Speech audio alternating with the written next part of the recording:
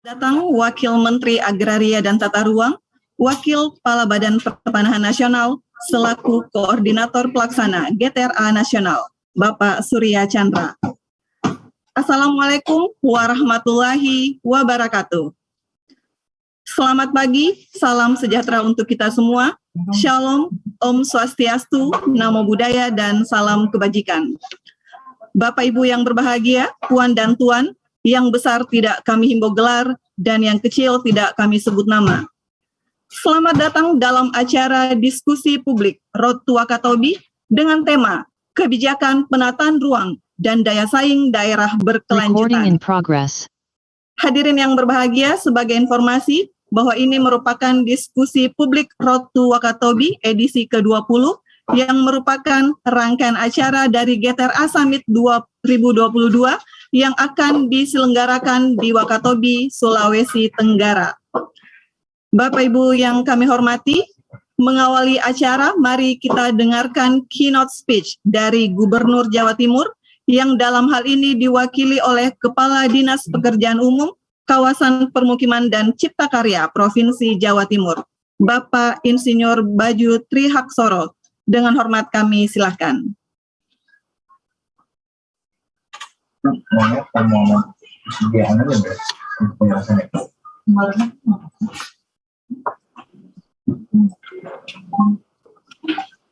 Terima kasih, Ibu Panitia. Sudah dengar, Ibu? Siap, sudah Pak. Silakan Pak. Oh, maaf, saya dapat dulu.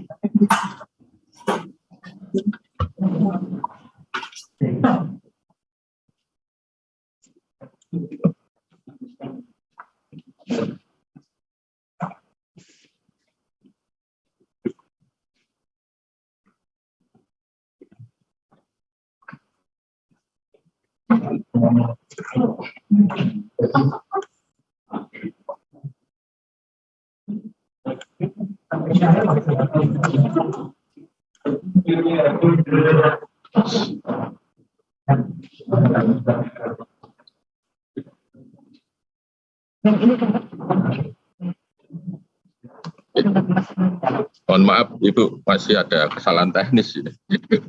Mau nunggu sebentar aja. Ya Pak, Pak, silakan Pak.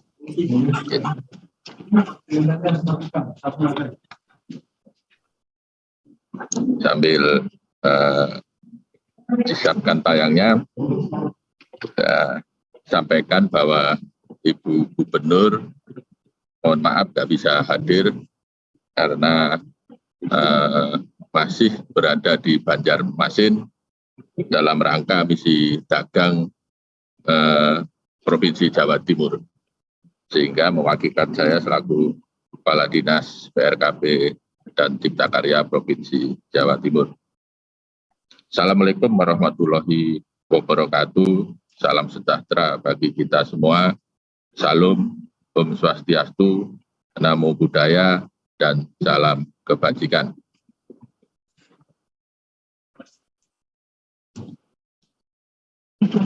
Yang saya hormati, mohon maaf ya kalau salah, saya menyebutkan salah, mungkin yang perlu saya sapa, yaitu Menteri Agraria dan Tata Ruang, Kepala BPN selaku Ketua Tim Gugus Tugas Reforma Agraria atau GTRA Pusat atau yang mewakili, kemudian yang saya hormati Dirjen Penataan Agraria selaku Ketua Pelaksana Harian Gugus Tugas Reforma Agraria Pusat atau yang mewakili.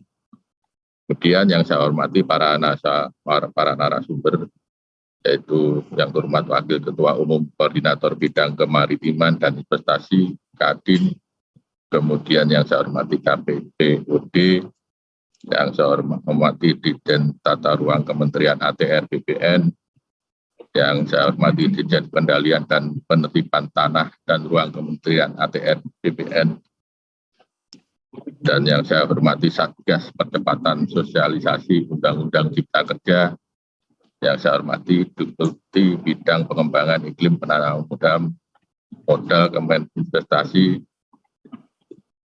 Garing BPKPD, serta Bapak Ibu yang tidak bisa saya sebutkan satu persatu. izinkan kami mewakili Ibu Gubernur Jawa Timur menyampaikan pandangan dalam memenuhi topik apa yang diminta Sekretaris GTRA terkait bagaimana perspektif daerah mengenai kebijakan penataan ruang dan daya saing daerah berkelanjutan terhadap perizinan berusaha di daerah pasca Undang-Undang Cipta Kerja. Slide pertama.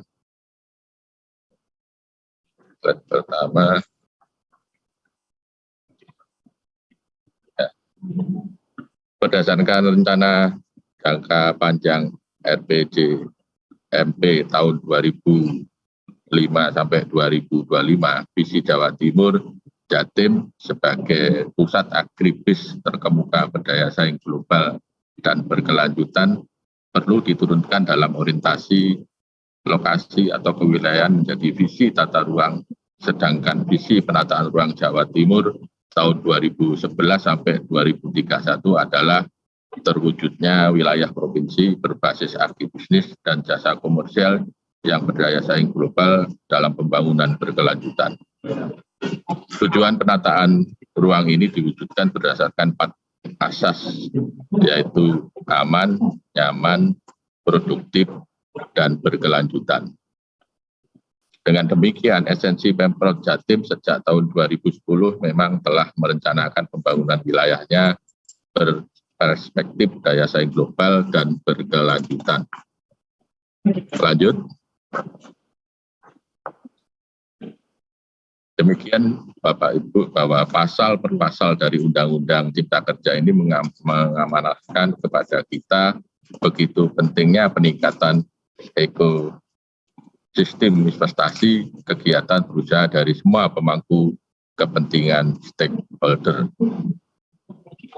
Sesuai dengan asas Undang-Undang Cipta Kerja nomor 11 tahun 2020, pasal per pasal sudah ada kepastian terkait ekosistem investasi maupun kegiatan berusaha. Lanjut. Dan Jawa Timur telah merancang sinkronisasi operasional strategi kewilayahannya dengan menata efisiensi struktur ruangnya melalui sistem koridor agar penataan infrastruktur wilayah mampu menunjang pusat-pusat pertumbuhan yang ada sehingga sarana prasarana kewilayahan yang dibangun mampu meningkatkan daya saing ekonomi di Jawa Timur melalui peran market driven dari distribusi barang dan jasa Indonesia bagian timur, maka daya saing ini juga akan berpengaruh signifikan terhadap kinerja investasi di wilayah pengaruh Jawa Timur tersebut, yaitu ada 7 koridor, kemudian sesuai dengan Perpres 80 tahun 2019 kita sinkronisasi sehingga terwujud meningkatkan daya saing ekonomi di Jawa Timur. Lanjut. Omnibus Law atau Undang-Undang Cipta Kerja juga sangat membantu kita di daerah dalam meningkatkan iklim usaha investasi karena pasal per pasalnya terutama dengan adanya kemudahan perizinan dasar seperti yang dulu disebut IMB, kemudian izin usaha, AMDAL, UKL, dan UPL, dan lain-lain, aturan perundangan ini menyederhanakan dan mengintegrasikan perizinan dasar dari sejumlah undang-undang seperti penggabungan, yaitu 4 undang-undang dan 50 pasal dalam pengaturan kesesuaian tata ruang. Kemudian 2 undang-undang dan 36 pasal untuk persetujuan lingkungan. Selanjutnya 2 undang-undang dan 48 pasal dalam kaitannya dengan persetujuan bangunan gedung, sehingga debirokratisasi dan simplifikasi proses dan iklim usaha ini tentu akan memperingan para calon investor dalam mengurus izin usahanya yang sekarang disebut KKPR, serta memastikan analisa kelayakan ekonomi sehingga minat investasi di Jawa Timur diprediksi akan semakin meningkat. Lanjut. Harapan terhadap peningkatan minat investasi dan isu kemudahan perizinan ini dapat dibuktikan dengan tetap tingginya animo masyarakat dunia usaha dalam mengurus atau menyelesaikan perizinan melalui investasi dan atau meningkatkan industrialisasinya di Jawa Timur. Matrik realisasi izin pemanfaatan ruang yang diselenggarakan pemerintahan Provinsi Jawa Timur, inilah yang bisa dijadikan indikator tingginya minat investasi ke Jawa Timur meski di tahun 2021 kita semua terkena pandemi COVID-19. Dalam ranah yang menjadi kewenangan Pemprov Jawa Timur di masa transisi perizinan berusaha, IPR pada ruang wilayah yang berkategori high control zone terindikasi masih menjadi solusi kemudahan berusaha di Jawa Timur. Ke depan, prosedur spesifik ini perlu dimodifikasi lebih sederhana dan lebih pasti sesuai amanat Undang-Undang Cipta Kerja. Lanjut. Dalam kaitan reforma agraria dan penataan ruang dapat diidentifikasi dari pemahaman reforma agraria yang pada prinsipnya merupakan upaya penataan kembali struktur penguasaan, kepemilikan, penggunaan, dan pemanfaatan tanah yang lebih berkeadilan melalui penataan aset dan disertai dengan penataan akses untuk kemakmuran rakyat Indonesia. Kata kuncinya adalah penataan aset dan penataan akses. Penataan aset meliputi penataan kembali penguasaan, pemilikan, penggunaan, dan pemanfaatan tanah berdasarkan hukum dan peraturan perundangan pertanahan, sedangkan penataan akses dilakukan melalui pemberian pendampingan atau bantuan bagi subjek agar dapat memanfaatkan tanahnya secara optimal. Lanjut, kita sudah paham benar objeknya meliputi pertama pensertifikatan tanah oleh pemerintahan atau PTSL, kemudian kedua HGU dan HGU habis, yang ketiga tanah negara lainnya, dan keempat pelepasan kawasan hutan. Sedangkan subjek reforma agraria meliputi orang per orang, kelompok masyarakat maupun badan hukum. Lanjut, penataan akses yang diberikan oleh KL, OPD, dan CSR, namun subjek belum punya sertifikat atas tanahnya, Kementerian ATR dan BPN menjadikan sebagai objek legalisasi aset atau restribusi tanah dalam konsepsi tata ruang bisa dijajarkan dengan substansi pola ruang dengan berbagai variasi bentukan ruang sektor ekonominya sedang dalam penataan akses. Untuk tanah yang telah diberikan sertifikat melalui legalisasi aset dan restribusi tanah oleh Kementerian ATR BPN ditindaklanjuti dengan penataan akses oleh KL, OPD, dan CSR sebagai penyempurnaan dari sinkronisasi pola dan struktur ruang dalam pemberian sertifikat tanah. Ini adalah bagian dengan yang dilakukannya bantuan pemberdayaan ekonomi serta investasi fasilitas infrastruktur dasar publik. Lanjut. Slide ini adalah cara bagaimana tim GTRA kami menganalisa operasionalisasi reforma agraria yang dilakukan melalui sinkronisasi antara data potensi tanah objek reformasi agraria atau TORA yang di-overlay dengan konsesi pengembangan wilayah seperti yang diamanahkan dalam RPJMD Jawa Timur melalui konsepsi koridor Sabto Karso. Lanjut, yang terakhir hasilnya seperti peta ini yang telah terverifikasi prioritas klaster mana yang dapat dilakukan reforma agraria secara lebih holistik, terintegrasi, tematik, dan berdimensi spasial atau HITS. Peta ini akan kami realisasikan untuk kegiatan reforma agraria di tahun 2023. Demikian saya kira, terima kasih Bapak Ibu sekalian atas perhatiannya. Kami ucapkan terima kasih dan mohon maaf, dan saya akhiri wal taufik wal hidayah. Wassalamualaikum warahmatullahi wabarakatuh. Baik, hadirin yang kami hormati, selanjutnya mari kita dengarkan keynote speech dari Wakil Ketua Umum Koordinator Bidang Kemaritiman dan Investasi, Kamar Dagang dan Industri Indonesia, Ibu Shinta Kamdani. Salam kepada yang terhormat Koordinator Pelaksana Gugus Tugas Reforma Agraria Pusat, Bapak Dr. Surya Chandra, yang juga merupakan Wakil Menteri Agraria dan Tata Ruang atau Wakil Kepala Badan Pertanahan Nasional.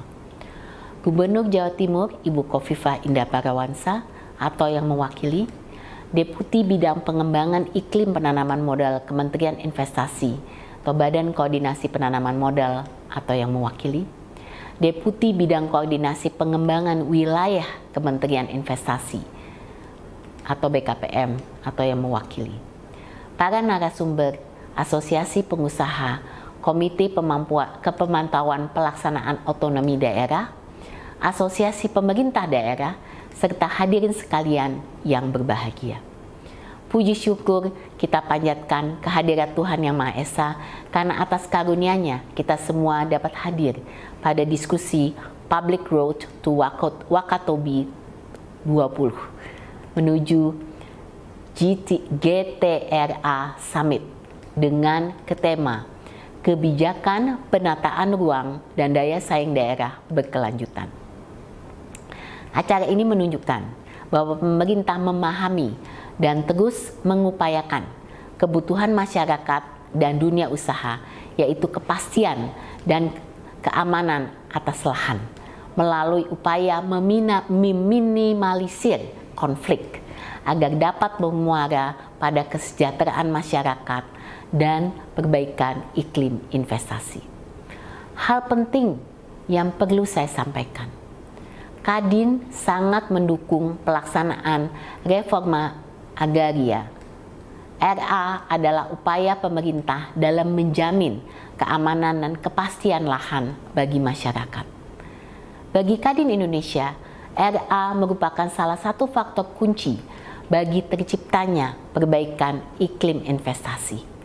Keamanan dan kepastian lahan bagi masyarakat memungkinkan dikuranginya risiko dan kejadian konflik lahan dan kekayaan alam sebagai syarat bagi kepastian berusaha.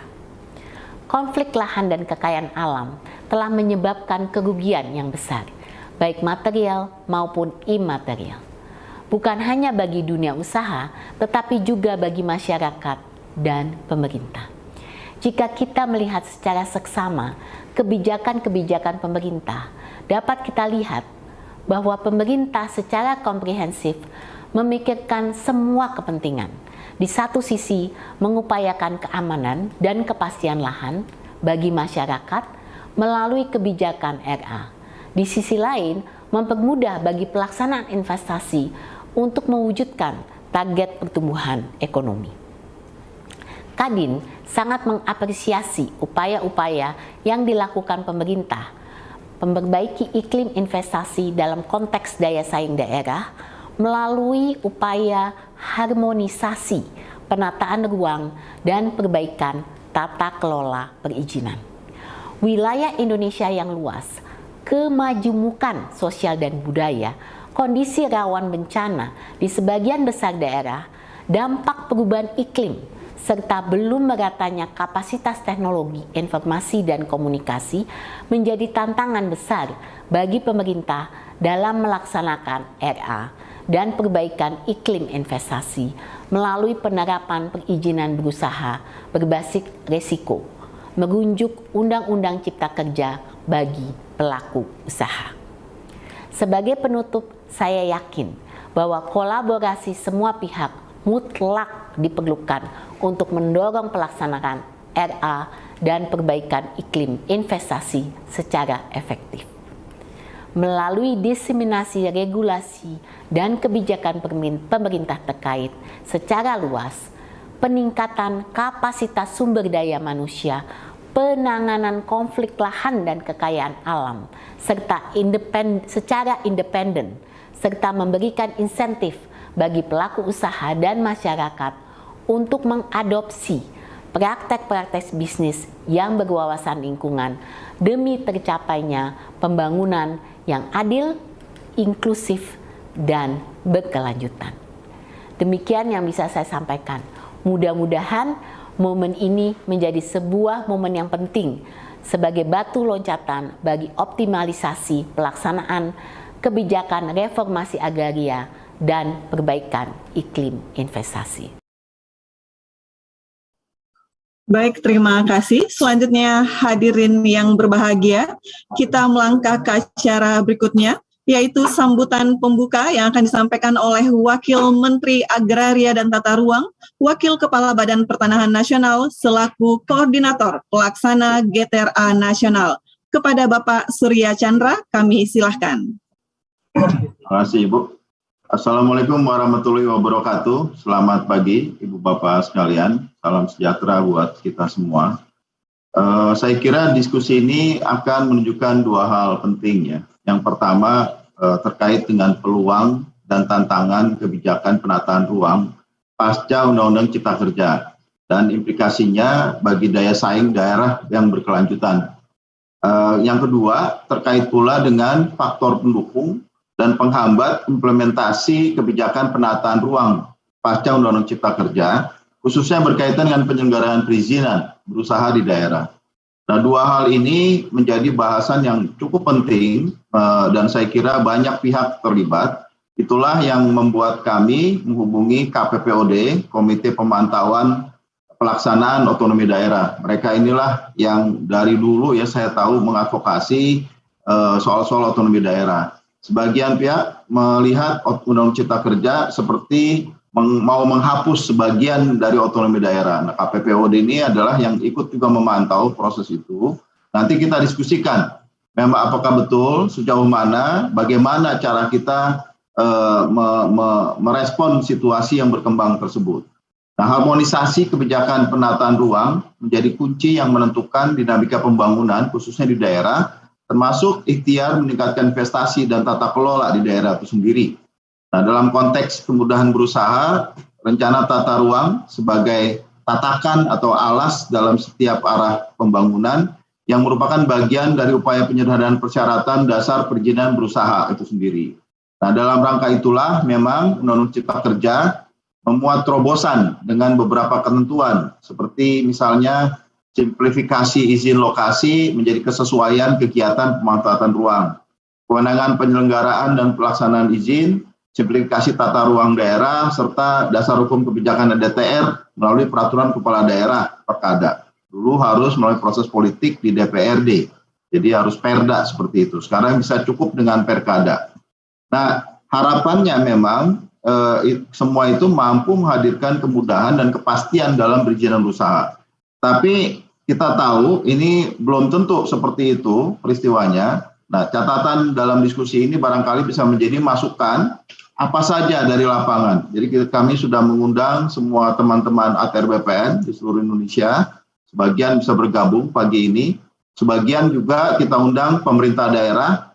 Nanti ada para penanggap itu yang terlibat adalah teman-teman atau kepala daerah yang memang punya organisasi. Asosiasi Kepala Daerah, jaringannya KPPOD juga turut diundang. Mudah-mudahan dengan diskusi hari ini kita bisa memberikan masukan ya dan rekomendasi kebijakan apa yang tepat bagi pemerintah pusat khususnya. Kami dari ATR BPN siap memfasilitasi, siap mendukung supaya memang cita-cita Undang-Undang Cipta Kerja sungguh terwujud, yaitu bagaimana penyelenggaraan perizinan berusaha yang berbasis risiko serta kebijakan penataan ruang yang optimal sesuai dengan prinsip pembangunan daerah yang lebih berkelanjutan. Terima kasih. Saya akan ikuti terus diskusi ini sampai akhir dan mudah-mudahan nanti bisa ikut memberikan catatan di penutupnya. Terima kasih. Wassalamualaikum warahmatullahi wabarakatuh. Baik, terima kasih kepada Bapak Wamen yang telah memberikan sambutan pembuka. Baik, hadirin yang berbahagia, selanjutnya kita akan memasuki agenda diskusi publik Road to Wakatobi yang pada hari ini mengangkat tema kebijakan penataan ruang dan daya saing daerah berkelanjutan. Dan telah hadir bersama kita para narasumber dan juga para penanggap yang nantinya akan diperkenalkan oleh moderator. Untuk itu langsung saja kami undang moderator pada hari ini yang merupakan program asisten atau policy analyst di Komite Pemantauan Pelaksanaan Otonomi Daerah. Kepada Ibu Michiko Tambunan kami silakan. Baik, terima kasih sekali Bu Cida. Selamat pagi Bapak Ibu sekalian, perkenalkan saya Michiko Tambunan, analis kebijakan dari KPPOD. Dan saya akan menemani Bapak Ibu sekalian untuk memandu jalannya sesi paparan diskusi kita di diskusi pada pagi hari ini Bapak Ibu sekalian. Nah sebelumnya Bapak Ibu, saya akan membacakan urutan jalannya sesi paparan narasumber pada pagi hari ini. Pertama, kita akan mendengarkan paparan dari Direktur Eksekutif KPPOD, Bapak Arman Suparman, terkait paparan krusial penataan ruang dalam tata kelola ekonomi daerah, lalu juga peluang dan tantangan kebijakan penataan ruang pasca terbitnya Undang-Undang Cipta Kerja serta implikasinya. Dan terakhir nanti akan ada rekomendasi bagi perbaikan kebijakan penataan ruang dalam rangka penguatan daya saing daerah berkelanjutan. Lalu Bapak Ibu akan dilanjutkan lagi paparan dari Sekretaris Satgas Percepatan Sosialisasi Undang-Undang Cipta Kerja, Bapak Arief Budimanta, terkait hasil belanja personal Satgas Percepatan Sosialisasi Undang-Undang Cipta Kerja saat melakukan kegiatan sosialisasi terkait kebijakan penataan ruang dan perizinan berusaha. Lalu juga nanti Pak Arief Budimanta akan menyampaikan rekomendasi Satgas Percepatan Sosialisasi Undang-Undang Cipta Kerja. Lalu yang ketiga kita akan mendengarkan paparan dari Direktur Sinkronisasi Pemanfaatan Ruang, Direktorat Jenderal Tata Ruang, Bapak Eko Budi Kurniawan, terkait kebijakan penataan ruang serta langkah Kementerian APR BPN dalam mengakselerasi kebijakan penataan ruang tersebut. Nah terakhir akan ada paparan dari General Manager Citralen City Losari Makassar, Bapak Hendra Wahyudi. Dan nanti setelah sesi paparan Bapak Ibu sekalian, kita akan melanjutkan dengan sesi diskusi bersama para penanggap, yang antara lain nanti ada perwakilan pemerintah daerah dari Wali Kota Medan, lalu juga nanti ada Deputi Bidang Pengembangan Iklim Tanaman Modal, Keminvest BKPM, Bapak Ilyot, lalu juga nanti akan ada Sekretaris Direktur Jenderal Pengendalian dan Penertiban Tanah dan Ruang, Bapak Syafiq Ananta Inuman. Nah, bagi Bapak Ibu yang ingin bertanya di sesi diskusi, kami persilahkan untuk nanti boleh menyampaikan pertanyaannya dalam kolom aplikasi chat Zoom dengan menuliskan nama dan juga asal instansi, dan nanti akan kami sampaikan dalam sesi diskusi. Baik Bapak Ibu sekalian, tanpa berlama-lama lagi kita akan mulai sesi diskusinya, yaitu paparan pertama dari Direktur Eksekutif KPPOD Bapak Arman Suparman. Nah, Pak Arman Suparman ini menempuh pendidikan tinggi Bapak Ibu sekalian di Sekolah Tinggi Filsafat Ledalero, Flores NTT, dalam melanjutkan studinya di Pasca Sarjana Sosiologi FISIP Universitas Indonesia. Saat ini Pak Arman menjabat sebagai Direktur Eksekutif KPPOD. Nah, saya persilakan kepada Mas Arman untuk boleh menyampaikan paparannya. Waktu dan tempat saya persilakan. Baik, terima kasih Mbak Michiko. Assalamualaikum warahmatullahi wabarakatuh. Selamat pagi yang kami hormati Bapak Wakil Menteri ATR BPN, Bapak Surya Chandra, dan juga yang kami hormati para narasumber dan juga penanggap yang hadir dan juga akan berdinamika dalam diskusi kita pada kesempatan pagi jelang siang nanti, dan juga yang kami banggakan keluarga besar ATR BPN baik yang di Jakarta maupun yang di wilayah, dan juga mitra-mitra dan peserta diskusi yang kami hormati. Baik Bapak Ibu, perkenankan kami menyampaikan beberapa talking points yang mungkin bisa menjadi bahan diskusi kita bersama pada kesempatan ini, sekaligus juga mungkin menjadi catatan awal agar apa yang menjadi harapan kita terkait dengan penciptaan iklim investasi yang kondusif di daerah melalui pembenahan struktural, dan yang terakhir itu dengan Undang-Undang Cipta Kerja dan beberapa peraturan turunannya itu bisa tercapai. Baik Bapak Ibu sekalian, topik kita pada kesempatan ini adalah bagaimana kebijakan penataan ruang dan pasca Undang-Undang Cipta Kerja dan bagaimana implikasinya terhadap daya saing daerah berkelanjutan. Baik Bapak Ibu, sekedar pengantar, kalau kita bicara dalam konteks otonomi daerah, kami selalu merujuk ke kitab suci kami, yaitu Undang-Undang 23 tahun 2014 tentang pemerintahan daerah, di mana kalau kita melihat seluruh dinamika pembangunan daerah itu terarah ke ultimate goal yang kita sebut sebagai kesejahteraan bersama atau bonum commune atau kebaikan atau kesejahteraan masyarakat, yang itu akan diperoleh atau dicapai dengan percepatan atau upaya akselerasi peningkatan pelayanan, kemudian pemberdayaan, peran serta masyarakat, serta peningkatan daya saing daerah, Bapak Ibu, gitu ya. Dan dalam upaya peningkatan daya saing tersebut, kemudian peningkatan pemberdayaan dan juga peningkatan pelayanan publik kepada masyarakat, yang diharapkan kita tetap memperhatikan prinsip efisiensi dan efektivitas, dan juga memperhatikan bagaimana aspek hubungan pemerintah pusat dan pemerintah daerah, kemudian seperti apa kekhasan keunikan setiap daerah, tentu juga memperhatikan seperti apa peluang dan tantangan dalam kancah global, Bapak Ibu sekalian. Nah, dalam konteks ini, Bapak Ibu, sejak awal tahun 2000-an, KPPOD sebenarnya memiliki sejumlah kerangka pengukuran. Ada kerangka pengukuran terkait dengan daya tarik investasi, kemudian ada indeks atau pengukuran terkait dengan tata kelola ekonomi daerah, dan yang terakhir yang kami kembangkan 2 tahun terakhir ini, dan mungkin akan seterusnya kami menjadikan itu sebagai salah satu evaluasi atau pengukuran terhadap kinerja daerah, yaitu daya saing daerah berkelanjutan.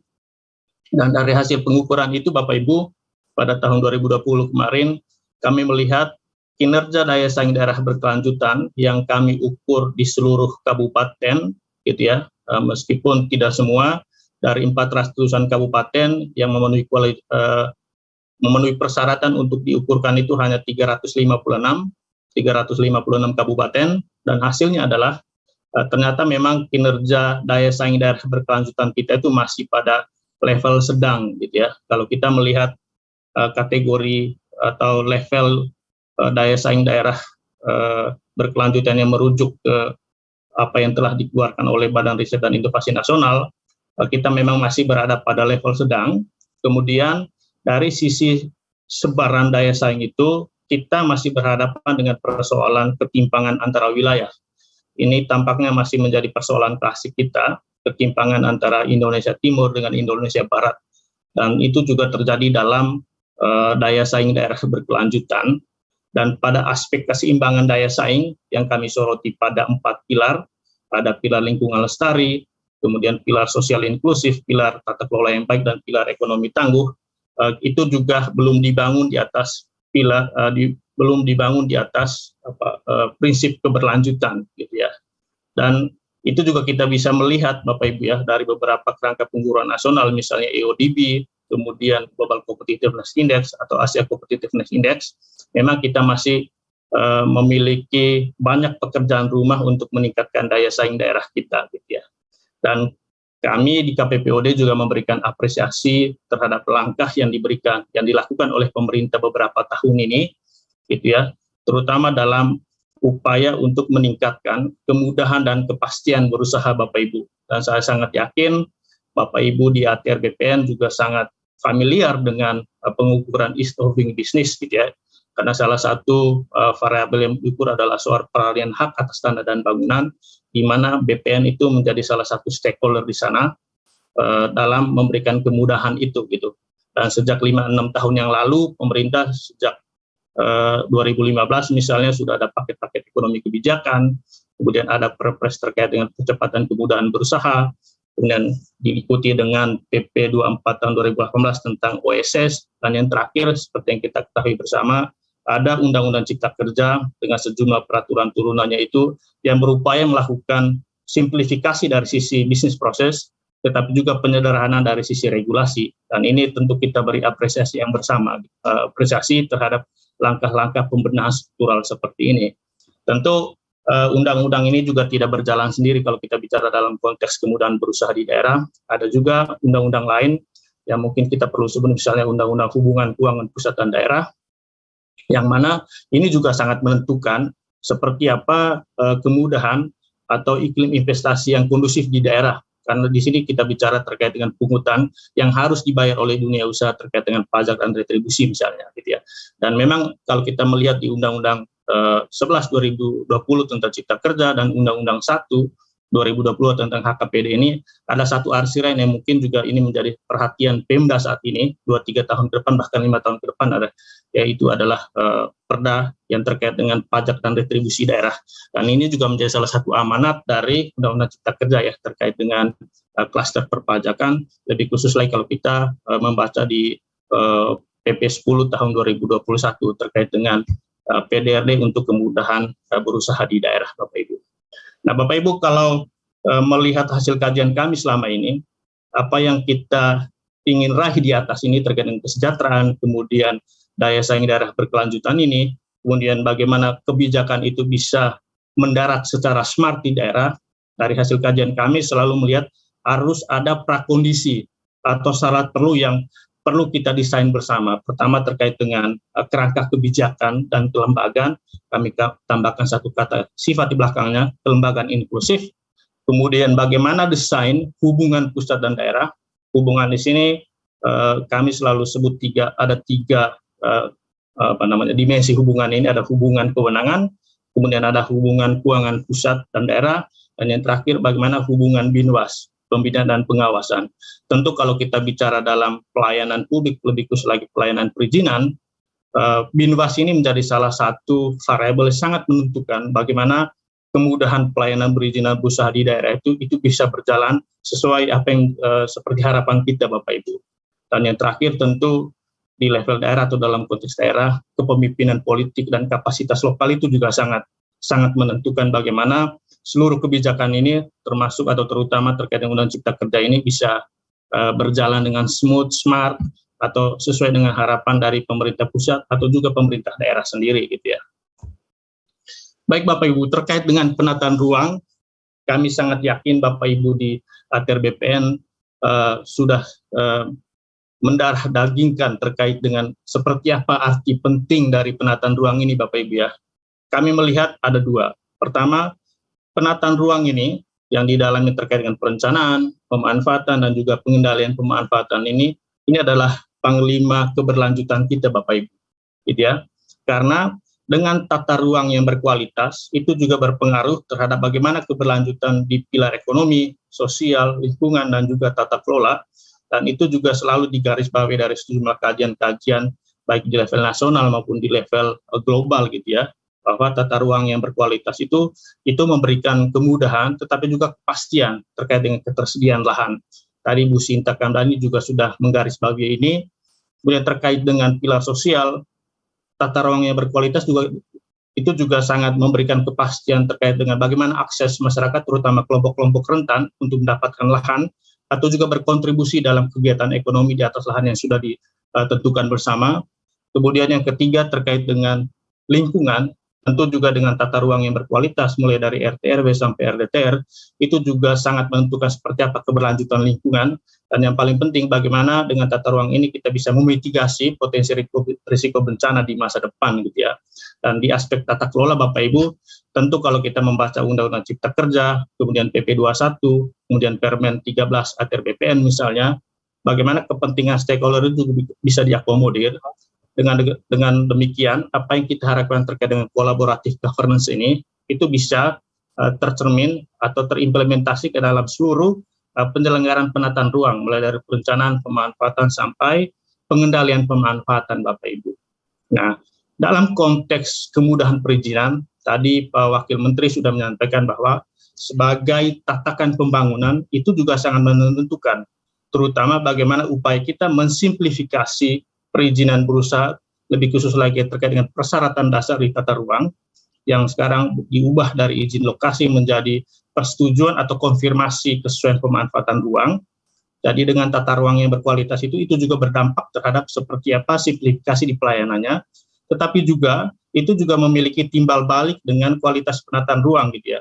Artinya dengan kehadiran Undang-Undang Cipta Kerja ini kami melihat upaya yang begitu besar dari pemerintah pusat terutama gitu ya, untuk memperbaiki lagi kualitas rencana tata ruang kita mulai dari RT/RW sampai RDTR, yang itu sekiranya bisa berdampak terhadap upaya di sisi lainnya yaitu simplifikasi pelayanan perizinan. Karena dengan adanya RDTR digital misalnya, para pelaku usaha atau pemohon terkait dengan kesesuaian pemanfaatan ruang ini itu tidak berurusan lagi dengan prosedur-prosedur yang terjadi sebelum Undang-Undang Cipta Kerja, tetapi kita hanya berhadapan dengan platform digital, mengkonfirmasi dengan RDTR digital, atau mengajukan persetujuan pemanfaatan ruang jika memang belum memiliki RDTR digital. Nah, itu bisa tercapai Bapak Ibu kalau kita melihat beberapa dokumen ya terkait dengan prinsip perencanaan tata ruang. Ada beberapa prinsip yang tentu kita perlu perhatikan. Pertama, prinsip demokratis, artinya dengan penataan ruang itu bisa terarah kepada hajat hidup orang banyak. Kemudian prinsip subsidiaritas yang kami lihat dalam konteks otonomi daerah ini mungkin menjadi salah satu prinsip yang perlu kita highlight ya Bapak Ibu ya. Karena dengan prinsip subsidiaritas ini, inisiatif, kebutuhan lokal atau konteks-konteks tertentu di lokal itu perlu diperhatikan dalam seluruh perencanaan tata ruang, bukan hanya perencanaan di level lokal, tetapi juga perencanaan di level nasional. Karena perencanaan di level nasional, sebagaimana amanat Undang-Undang Cipta Kerja sendiri kan, itu menjadi referensi bagi seluruh perencanaan tata ruang, baik di level provinsi, maupun di level kabupaten kota, ataupun di kawasan-kawasan strategis gitu ya. Jadi inisiatif atau kebutuhan lokal, ya. Waktu 2 menit lagi, Pak. Oh ya, memang tinggal di NA-nya aja gimana. Ya. Terima kasih Mbak Mijiko. Oke, dan yang berikutnya prinsip integrasi, dan tentu kalau kita melihat di Undang-Undang Cipta Kerja itu sudah diatur ya terkait dengan integrasi sejumlah rencana tata ruang gitu. Kemudian proporsional, dan yang terakhir tentu prinsip kehati-hatian. Dan ini juga menurut kami kalau kita melihat prinsip atau paradigma berbasis risiko, ini juga tentu menjadi perhatian kita semua karena penentuan tingkat risiko itu kan juga ditentukan oleh aspek keselamatan, lingkungan, gitu ya, kesehatan, yang bagi kami ini juga ditentukan atau sangat menentukan seperti apa perencanaan tata ruang kita, gitu Bapak Ibu. Baik, terkait dengan penataan ruang ini sendiri Bapak Ibu, ini salah satu kerangka pengukuran yang selalu dibuat oleh KPPOD, tata kelola ekonomi daerah. Dan dalam tata kelola ekonomi daerah itu ada 10 variabel yang menentukan. Yang pertama itu adalah biaya transaksi, di sini kita bicara pada retribusi, dan ada perizinan berusaha, dan ada salah satu yang mungkin menjadi topik kita hari ini adalah terkait dengan akses lahan Bapak Ibu, gitu ya. Dan di akses lahan ini tentu kalau dalam kerangka pengukuran ease of doing business, itu terkait dengan peralihan hak atas tanah dan bangunan. Dan dari kajian kami sendiri, di luar kajian TKED ini Bapak Ibu, di tahun 2017 kita coba meng-capture seperti apa ease of doing business di 10 kota bisnis utama. Salah satu persoalan mendasar pada waktu itu adalah soal bagaimana prosedur pendaftaran hak atas tanah dan bangunan di BPN, kemudian pendaftaran sertifikat yang masih membutuhkan waktu yang sangat lama pada tahun 2017 ya Bapak Ibu. Tentu dalam beberapa tahun ini itu juga sudah dilakukan pembenahan oleh ATR BPN gitu ya. Tentu dengan kehadiran Undang-Undang Cipta Kerja ini juga itu juga berpengaruh terhadap prosedur-prosedur di peralihan hak atas tanah dan bangunan gitu ya. Karena kalau lihat di urutan di ease of doing business itu pengecekan sertifikat itu menjadi prosedur pertama, dan yang terakhir itu adalah pendaftaran hak atas tanah dan bangunan itu. Dan dari sisi waktu di sejumlah daerah waktu itu bahkan melebihi waktu sampai 90 hari gitu ya, keseluruhannya gitu Bapak Ibu. Dan ini tentu menjadi perhatian kita bersama, terutama di ATR BPN sendiri gitu. Baik Bapak Ibu, ini saya lanjutkan saja karena ini adalah paradigma yang kita sudah ketahui bersama bahwa dengan Undang-Undang Cipta Kerja ini, tidak semua usaha itu nanti wajib mengurus perizinan, tetapi yang berisiko tinggi yang diwajibkan mengurus izin, sementara yang berisiko rendah, menengah rendah atau menengah tinggi, itu hanya mengurus NIB, dan juga sertifikat standar gitu ya. Dan itu kita bisa baca secara detail di PP 5 tahun 2021. Dan bagi kami Bapak Ibu, faktor penentu terimplementasikannya dengan baik Undang-Undang Cipta Kerja dan sejumlah PP ini, terutama PP 5, PP 6, PP 16, kemudian PP 21 dan PP 22, itu pertama soal bagaimana kualitas kebijakan, kelembagaan, dan juga digitalisasi yang terintegrasi di pemerintah pusat sendiri. Kemudian yang kedua, bagaimana kebijakan kelembagaan dan juga sarana prasarana terkait dengan platform digital di daerah. Dan dari hasil asesmen kami Bapak Ibu, pertama terhadap kebijakan penataan ruang itu sendiri, patut kami akui ini memang memberikan simplifikasi ya, simplifikasi perizinan. Karena kalau ada RDT digital, kami sebagai pemohon misalnya baik untuk kegiatan berusaha atau non berusaha cukup mengkonfirmasi lokasi kegiatan dengan RDT digital, tapi kalau belum memiliki RDT digital, itu baru melalui prosedur persetujuan pemanfaatan ruang yang diajukan kepada pemerintah pusat. Kemudian ini juga disampaikan oleh Pak Wamen tadi bahwa sudah ada perubahan dasar hukum RDTR, yang bagi kami ini mungkin menjadi solusi terkait dengan mandeknya proses pembahasan Perda RDTR selama ini, gitu ya. Hanya ini mungkin jadi salah satu catatan Pak Wamen dan Bapak Ibu sekalian, daerah mengeluhkan terkait dengan persetujuan substansi dari Kementerian ATR BPN dan Kementerian sektoral lainnya. Kalau membaca PP 21 dan juga Permen ATR BPN nomor 13, kami melihat di situ sudah ditentukan waktunya, gitu ya, persetujuan substansi itu, gitu ya. Hanya mungkin ke depan bagaimana sistem informasi itu tersampaikan ke daerah, dan bagaimana Kementerian ATR BPN sendiri juga menetapi SOP itu terutama terkait waktu itu sehingga daerah memiliki kepastian terkait dengan waktu untuk mendapatkan persetujuan substansi untuk peraturan kepala daerah RDTR, Bapak Ibu, gitu ya. Kemudian satu catatan utama kami ini Pak Wamen terkait dengan kewenangan. Ya, kalau membaca Undang-Undang Cipta Kerja khususnya terkait dengan penataan ruang gitu ya, undang-undang ini memang sangat menegaskan, menggarisbawahi pemerintah pusat sebagai pemegang kewenangan penyelenggaraan urusan pemerintahan, gitu ya. Dan itu sangat nampak di penyelenggaraan penataan ruang sendiri yang bagi kami ini sudah menghilangkan atau menggerus kewenangan daerah ini Pak Wamen. Dan kalau kami coba lokalisir dari perencanaan, kemudian pemanfaatan dan pengendalian pemanfaatan, tampaknya daerah itu hanya kebagian di perencanaan. Dalam hal ini penyusunan RT/RW dan juga penyusunan RDTR dan pembentukan RDTR digital. Memang kalau membaca di PP 21 atau juga Permen 13 itu sudah ada kata bisa didelegasikan, gitu ya. Tapi bagi kami kata delegasi ini mirip dengan dekonsentrasi, jadi ada pelimpahan, tetapi kewenangan atau pemegang kewenangan utamanya ada di menteri. Sementara gubernur, bupati, dan wali kota ini hanya menjadi yang didelegasikan, yang dilimpahkan. Akan lebih sangat bermakna kalau diserahkan, gitu ya. Jadi sebenarnya kalau membaca di Undang-Undang 27, Undang-Undang Penataan Ruang yang tahun 2007 itu sebenarnya sudah sangat menjelaskan atau menegaskan seperti apa kewenangan daerah dalam perencanaan, pemanfaatan dan pengendalian pemanfaatan, yang mungkin ini juga patut menjadi perhatian kita ke depan, terutama terkait dengan bagaimana kita membangun fondasi otonomi daerah ini. Karena di sini dengan kata delegasi ini, itu fondasinya itu sangat rapuh untuk daerah, Bapak Ibu. Ini kita bisa diskusikan, gitu ya. Kemudian terkait dengan penerapan di daerah, akhir tahun kemarin Bapak Ibu kami melakukan asesmen di 5 kota bisnis utama, di Medan, kemudian Balikpapan, Makassar, Surabaya, dan DKI Jakarta. Dari 5 kota ini saja, misalnya hanya Jakarta dan Kota Medan yang punya RDTR digital, Bapak Ibu ya. Tapi kalau kita coba cek secara keseluruhan dari ATR BPN sendiri kan melihat dari target 2000-an itu baru 50-an RDTR digital gitu ya. Dan ini menurut kami menjadi persoalan serius gitu terkait dengan RDTR digital ini, gitu ya. Kemudian peran platform daerah juga, gitu ya. Selama ini daerah itu sudah punya platform digital terkait dengan pelayanan perizinan. Di Jakarta ada JKEVO, di Surabaya ada Surabaya Single Window, dan banyak aplikasi atau sistem-sistem lain yang sudah advance di daerah. Tetapi dengan kehadiran PP 21 ini, dan juga mereka sudah menyampaikan bahwa bagaimana nasibnya ini setelah PP 21, PP 5 dan PP 6 terkait dengan pelayanan perizinan. Dan yang terakhir terkait dengan kepastian tindak lanjut pasca putusan MK, Bapak Ibu, gitu ya.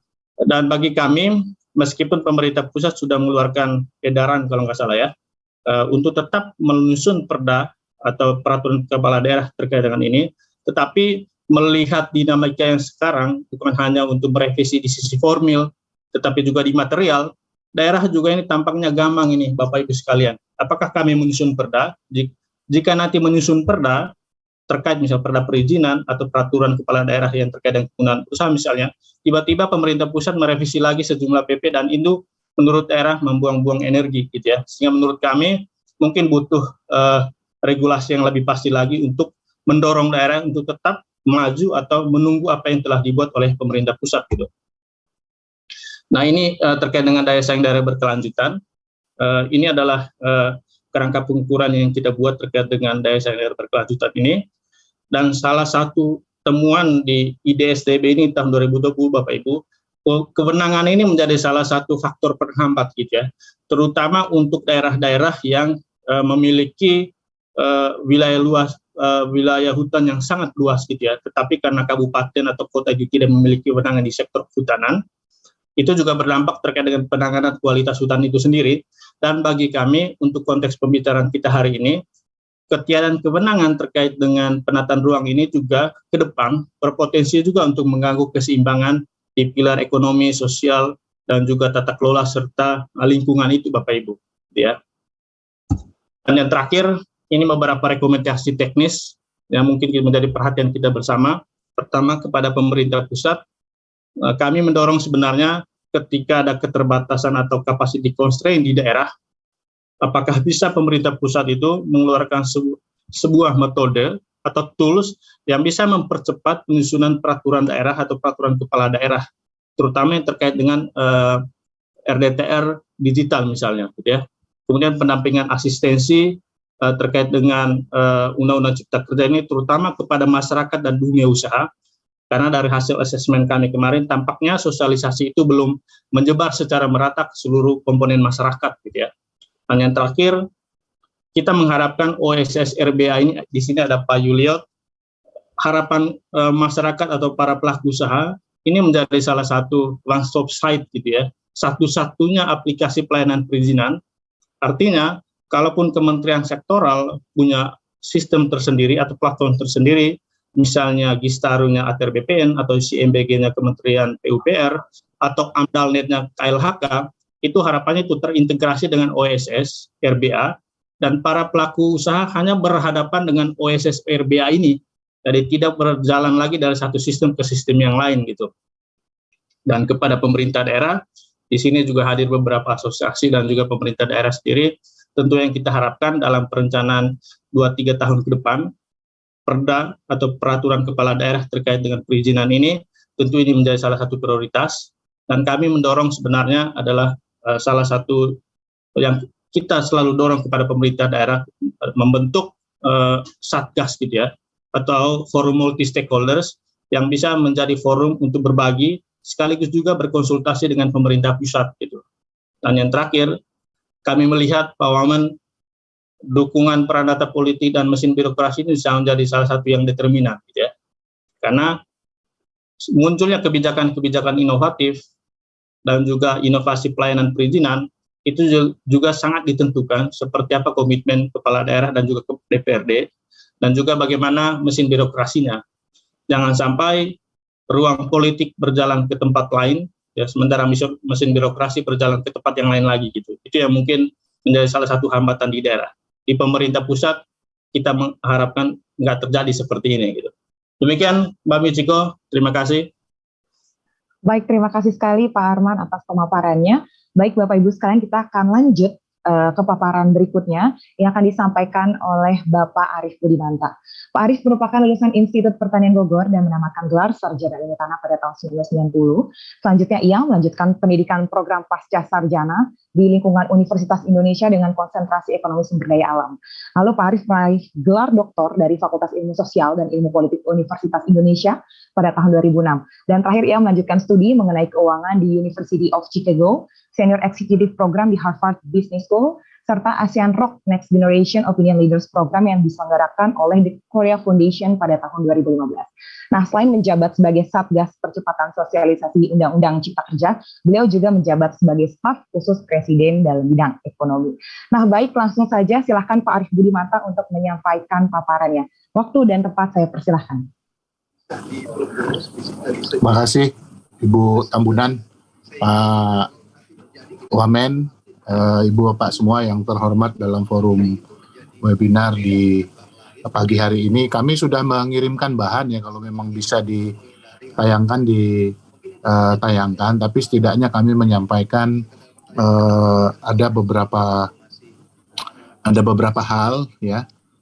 Slide berikutnya saja, slide yang pertama dulu ya. Yang pertama soal Satgas Percepatan Sosialisasi Undang-Undang Cipta Kerja yang dibentuk oleh Bapak Presiden melalui keputusan Presiden nomor 10 di bulan Mei tahun 2021 yang memang tugasnya adalah untuk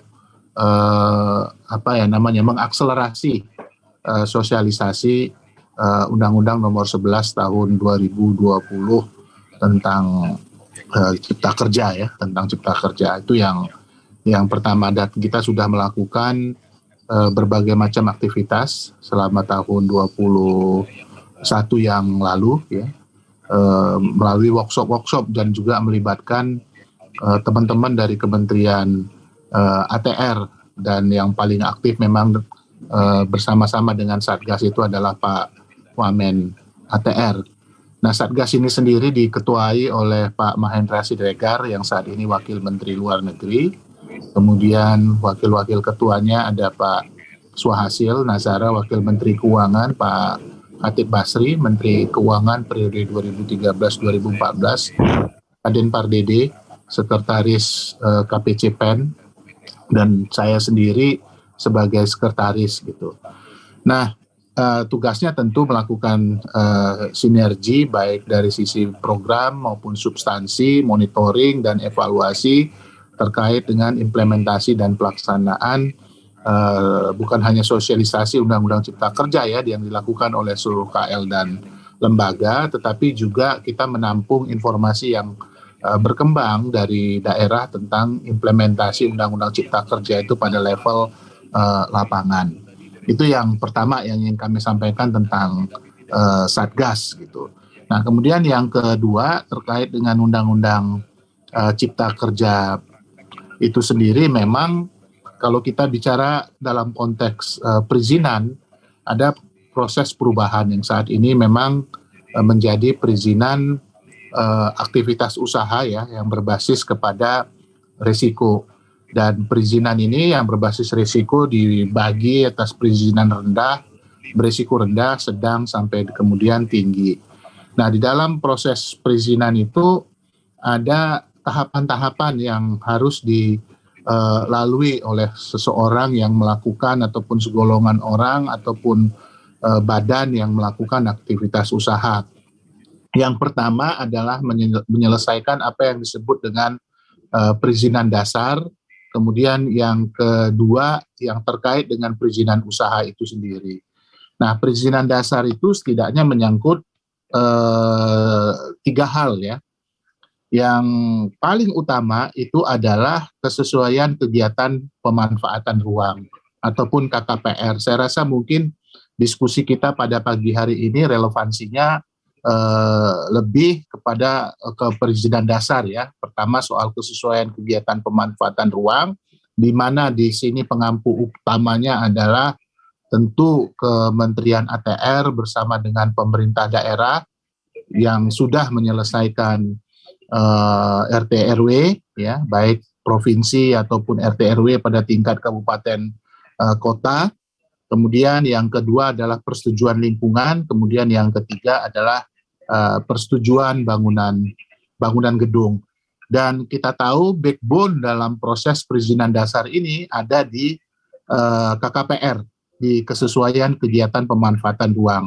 Nah, dalam proses konfirmasi KKPR ini, maka kemudian landasan yang paling utama yang dibutuhkan itu adalah penyelesaian dari rencana tata ruang ya, yang dimiliki oleh daerah, sehingga kemudian proses perizinan dasar itu khusus untuk konfirmasi penataan ruang itu tidak membutuhkan waktu lama sampai ke pusat gitu apabila kemudian RT RW ini bisa diselesaikan. Nah, pemerintah sendiri memang memiliki rencana untuk memfasilitasi proses penyelesaian RT RW di tingkat kabupaten, terutama agar proses-proses yang terkait dengan pelaksanaan Cipta Kerja, terutama perizinan berusaha dan KKPR ini bisa lebih cepat, karena ini adalah backbone dari perizinan berusaha. Itu yang kedua. Jadi untuk itu maka kemudian harapan kita agar kemudian ke depan tidak lagi terjadi proses tumpang tindih misalnya yang signifikan antara aktivitas usaha karena ini berbasis risiko, maka penyelesaian RT RW terutama pada tingkat kabupaten maupun kota ini menjadi penting untuk secara cepat diselesaikan. Nah, itu yang kedua ya, yang terkait dengan Undang-Undang Cipta Kerja yang khususnya terkait dengan penataan ruang gitu ya. Nah, kemudian yang ketiga yang paling penting juga yang ingin kami sampaikan dalam kesempatan ini adalah temuan Satgas. Temuan Satgas di halaman 8. Tolong di halaman 8 yang bagian ini. Jadi kalau kita lihat bahwa terkait dengan temuan Satgas dalam pertemuan di daerah, maka ada beberapa hal yang perlu improvement ya secara cepat. Yang pertama adalah dari aspek regulasi, ya. Dalam hal ini tentu adalah Perda RDTR sebagai syarat penerbitan KKPR. Nah, ini kemudian memang menjadi penting ya untuk diselesaikan, termasuk dalam hal ini adalah perda-perda yang terkait dengan perizinan bangunan gedung. Nah, proses penyelesaian perda yang terkait dengan perizinan bangunan gedung ini dapat dipakai oleh daerah sebagai basis untuk melakukan pungutan kembali. Kemudian yang ketiga juga adalah problematika ketiadaan tim profesi ahli atau TPA di beberapa daerah sebagai syarat penerbitan PBG. Tetapi ini memang bisa disiasatin berdasarkan undang-undang untuk memanfaatkan TPA. Kalau misalnya di wilayah kabupaten tersebut tidak tersedia, itu bisa memanfaatkan di wilayah kabupaten lain yang tersedia ataupun di wilayah provinsi, misalnya profesi ahli yang ada gitu. Itu yang terkait dengan regulasi. Kemudian yang kedua juga ada problematika terkait dengan kelembagaan yang belum bersinergi gitu ya di lapangan. Yang ketiga adalah sistem. Nah, ini yang memang juga menjadi soal bukan hanya di daerah tetapi juga di pusat, bagaimana mengintegrasikan sistem yang sifatnya mesin to mesin ya, antara misalnya aspek regulasi yang terkait dengan persetujuan lingkungan dengan KKPR, katakanlah misalnya seperti itu. Jadi ada prinsipnya misalnya dalam konteks one map policy, itu contoh misalnya dalam konteks sistem. Kemudian yang keempat adalah bisnis proses yang juga masih menjadi PR, dan kita memiliki waktu ya untuk melakukan proses penyempurnaan ini dalam kerangka waktu misalnya yang diberikan oleh MA gitu ya, MK 2 tahun sesuai dengan keputusan MK kan diminta untuk melakukan perbaikan terhadap undang-undang Cipta Kerja dalam kerangka 2 tahun. Tetapi MK juga menyatakan keberadaan undang-undang Cipta Kerja selama 2 tahun itu masih keberlakuannya masih tetap ada gitu. Maka kemudian manfaatkanlah waktu yang 2 tahun ini sampai dengan tahun depan gitu untuk menyelesaikan beberapa hal yang terkait dengan regulasi, kelembagaan, sistem, bisnis proses, dan dalam hal ini pemerintah pusat juga terus-menerus melakukan improvement baik dari sisi regulasi, baik dari sisi kelembagaan, sistem maupun bisnis proses, terutama yang terkait dengan online single submission. Itu yang ketiga. Kemudian yang terakhir yang ingin kami sampaikan, informasikan adalah mohon ke halaman 4, Mbak. Ke halaman 4. Ini sebagai informasi saja komitmen Presiden dalam kerangka untuk reforma agraria. Nah, Presiden telah membentuk Satgas Penataan Penggunaan Lahan dan Penataan Investasi melalui keputusan Presiden nomor 1 tahun 2022 tentang Satuan Tugas Penataan Penggunaan Lahan dan Penataan Investasi. Nah, Satgas ini diketuai oleh Menteri Negara Investasi dan di dalamnya juga ada Menteri Agraria dan Tata Ruang. Nah, tujuannya untuk menindaklanjutin pencabutan izin usaha pertambangan, izin pinjam pakai kawasan hutan, hak guna usaha, dan hak guna bangunan. Nah, mohon izin tugas, Pak Arief, ya. Waktu 2 menit lagi, Pak. Oke. Nah, tugas Satgas ini adalah intinya melakukan penataan penggunaan lahan dan penataan investasi melalui pemetaan, pemanfaatan lahan, kemudian memberikan rekomendasi kepada Menteri untuk melakukan pencabutan, kemudian menetapkan kebijakan pemanfaatan atas lahan perizinannya yang sudah dicabut dalam kerangka redistribusi dan pemanfaatan lainnya. Jadi komitmen untuk melakukan reforma agraria ini selain Satgas Reforma Agraria yang ada di dalam Kementerian Agraria dan Tata Ruang, pada sisi lain juga Presiden membentuk Satgas khusus untuk menindaklanjutin proses-proses pencabutan izin-izin usaha, baik itu pertambangan hingga pakai kawasan hutan, hak guna usaha dan hak guna bangunan, untuk kemudian dimanfaatkan untuk aktivitas dalam kerangka reforma agraria, khususnya redistribusi aset lahan. Nah, saya rasa mungkin 4 hal itu yang ingin kami sampaikan, Bu Tambunan. Terima kasih atas kesempatannya. Nanti kita bisa lanjutkan dengan respon dan diskusi. Selamat pagi. Baik, terima kasih sekali Pak Arief. Bapak Ibu sekalian, jika ada yang ingin menyampaikan pertanyaan atau tanggapan, bisa langsung nanti disampaikan lewat kolom chat di Zoom, dan nanti akan kami bacakan dalam sesi diskusi Bapak Ibu. Nah, selanjutnya kita akan lanjut ke paparan ketiga Bapak Ibu sekalian dari Pak Eko Budi Kurniawan.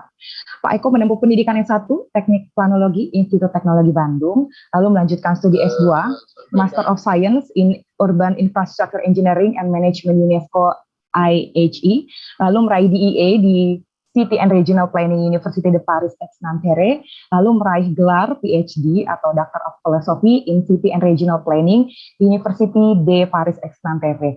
Nah, saat ini Bapak Eko Budi Kurniawan menjabat Direktur Sinkronisasi Pemanfaatan Ruang Kementerian ATR BPN. Nah, kepada Pak Eko kami persilahkan Pak, waktunya 10 menit Pak. Silakan Pak. Baik, terima kasih Mbak Michiko. Assalamualaikum warahmatullahi wabarakatuh. Waalaikumsalam. Selamat pagi, salam sejahtera, salam sehat bagi kita semua.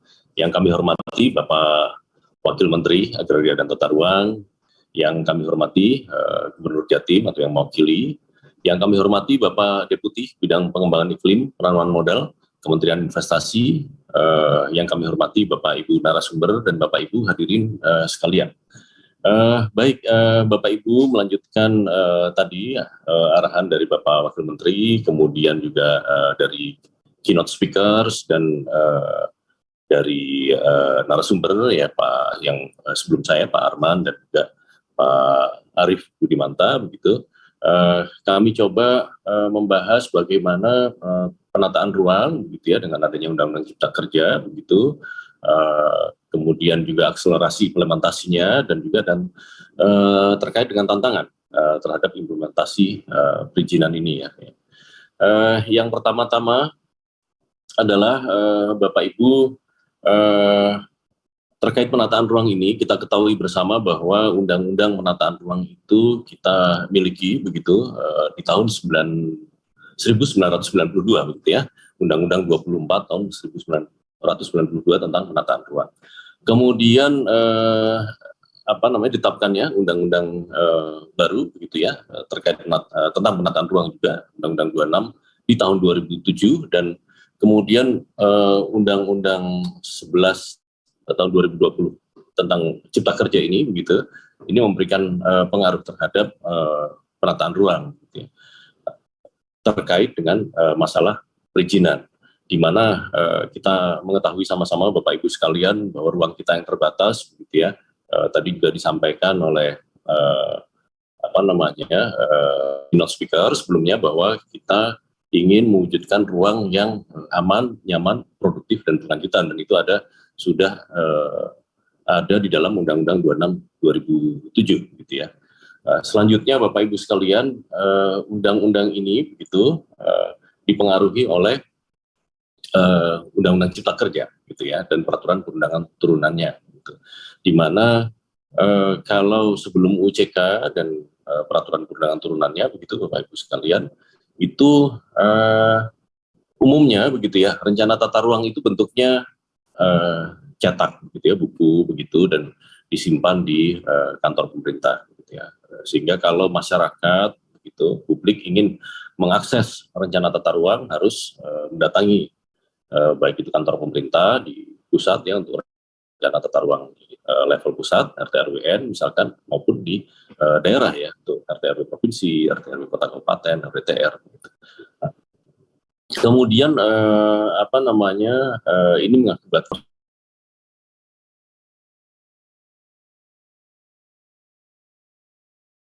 gitu ya. Nah, dengan Undang-Undang Cipta Kerja ini begitu, maka diharapkan rencana tata ruang ini dapat dengan mudah diakses gitu ya.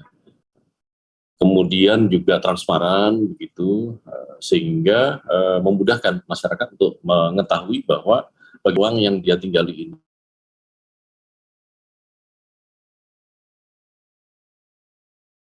kalian tadi juga telah ditunjukkan oleh keynote speaker ya, pembicara sebelumnya, bahwa dengan Undang-Undang Cipta Kerja ini antara lain bagaimana tata ruang itu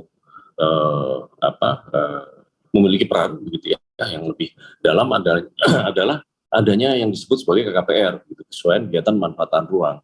KKPR ini merupakan satu dari persyaratan dasar perizinan berusaha, Bapak Ibu sekalian, di mana intinya adalah KKPR diberikan pertama-tama didasarkan pada rencana detail tata ruang. RDTR ini adalah rencana tata ruang yang levelnya paling detail, Bapak Ibu sekalian. Jadi kita punya beberapa level rencana tata ruang, begitu ya, mulai dari RT RW nasional, begitu, sampai yang paling detail adalah rencana detail tata ruang, yakni 1 dengan skala 1 banding 5.000. Nah, ini yang di dalam sistem OSS begitu terintegrasi begitu, sehingga diharapkan proses perolehan KKPR ini bisa dapat diberikan dengan cepat. Nah, apabila RDTR ini belum disusun, dan untuk kawasan-kawasan yang memang tidak disusun RDTR-nya, maka pemberian KKPR didasarkan pada rencana tata ruang di atasnya, gitu ya, baik itu rencana tata ruang wilayah kabupaten atau kota, begitu, hingga sampai ke RT RW nasional, gitu. Jadi tetapi ini tentu saja sistemnya dilakukan kajian tersendiri, gitu ya. Kemudian selanjutnya hal ini telah kami tindak lanjuti, begitu, di bawah pimpinan Bapak Menteri, Bapak Wamen, juga ya, kami telah tindak lanjuti dengan penetapan 5 peraturan menteri, begitu ya, dan 1 sedang dalam proses, begitu, yang terkait dengan bagaimana rencana tata ruang ini di-adjust ya, sesuai dengan Undang-Undang Nomor 11 Tahun 2020, mulai dari prosedur penyusunan maupun penetapan, begitu ya, hingga pada KKPR dan juga basis datanya. Tadi Bapak Wamen telah menyampaikan gitu bahwa di sini juga telah diatur, Bapak Ibu sekalian, didasarkan dari PP 21 juga ya, di dalam permen-permen ini telah diatur misalkan bagaimana prosedur penyusunan dan penetapannya itu dilakukan simplifikasi, gitu ya, dan proses-proses percepatan lainnya, gitu ya, misalkan RDTR yang dulunya ditetapkan sebagai Perda sekarang ditetapkan sebagai Perkada, gitu ya, dan beberapa aspek lainnya, gitu ya. Jangka waktu penyusunannya kalau dulu 1 tahun untuk penyusunan rencana, 1 tahun untuk penetapan, sekarang 1 tahun untuk penyusunan rencana maupun penetapan, itu maksimal. Kalau bisa lebih cepat akan lebih baik. Lanjut, saya kira selanjutnya, setelah dari Undang-Undang Cipta Kerja, kami telah mencoba menyusun peraturan perundangan turunannya, begitu, mulai dari PP 21 hingga permen-permen 11 sampai 15 tadi 2021, peraturan Menteri Agraria dan Tata Ruang atau Kepala BPN, gitu. Kami telah melakukan juga, gitu, di bawah pimpinan Bapak Dirjen Tata Ruang, beberapa akselerasi implementasi kebijakan penataan ruang. Antara lain transparansi penyelenggaraan penataan ruang, kemudian juga permasalahan SDM, gitu, dan bagaimana KKPR ini diimplementasikan sebagai upaya perwujudan pemanfaatan ruang, gitu ya, sehingga kita bersama-sama mewujudkan ruang yang aman, nyaman, produktif, dan berkelanjutan, gitu ya. Nah, ini Bapak Ibu sekalian, sosialisasi telah dilakukan. Juga FGD, begitu ya, bimbingan teknis terhadap pemerintah daerah juga ya, telah dilakukan. Langsung banyak yang langsung dipimpin bahkan oleh Bapak Dirjen. Nah, kami kira sebagian besar dan harapan kami juga pemerintah daerah telah siap. Tadi Provinsi Jawa Timur telah menunjukkan, begitu ya, kesiapan mereka dalam pelaksanaan ini, begitu. Kemudian juga kerjasama, gitu ya, bagaimana agar penyelenggaraan penataan ruang ini dapat inklusif, gitu ya. kerjasama juga dilakukan begitu dengan organisasi profesi, di sini khususnya dengan Ikatan Ahli Perencana, begitu IAP, kemudian dengan IGI, Ikatan Geografi Indonesia, dengan ASPI, Asosiasi Sekolah Perencanaan Indonesia, begitu ya, Forpimgeo dan sebagainya. Nah ini kerjasama yang telah kita lakukan dalam negeri dan juga untuk luar negeri ya. Kami sekarang juga sedang melaksanakan misalkan adanya kegiatan yang disebut proyek RIPA.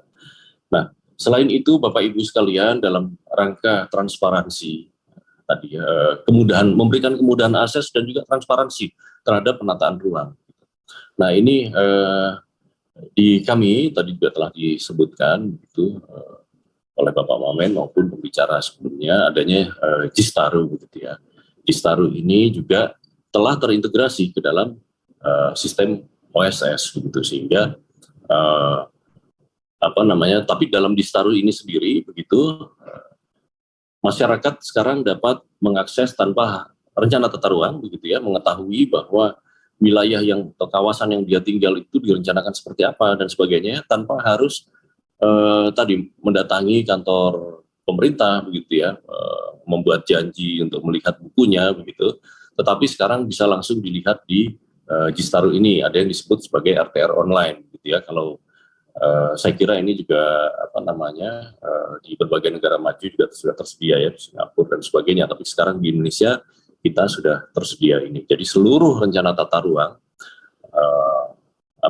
yang telah menjadi ditetapkan sebagai Perkada untuk RDTR maupun Perda untuk RT/RW kabupaten kota maupun provinsi begitu ya, itu dapat kita lihat di RTR online. Selain itu juga beberapa aplikasi-aplikasi lain yang membantu ya, seperti RDTR interaktif gitu ya, RTR Builder ya, Protaru ya, di mana masyarakat. Mohon izin Pak Eko, ya. Waktu 2 menit lagi Pak. Baik, terima kasih. Itu masyarakat dapat melihat gitu ya, sudah seberapa jauh rencana tata ruang itu, dan ini juga sekali lagi meningkatkan transparansi ya Bapak Ibu sekalian ya, sehingga masyarakat dapat mengetahui gitu ya penggunaan ruang untuk diarahkan sebagai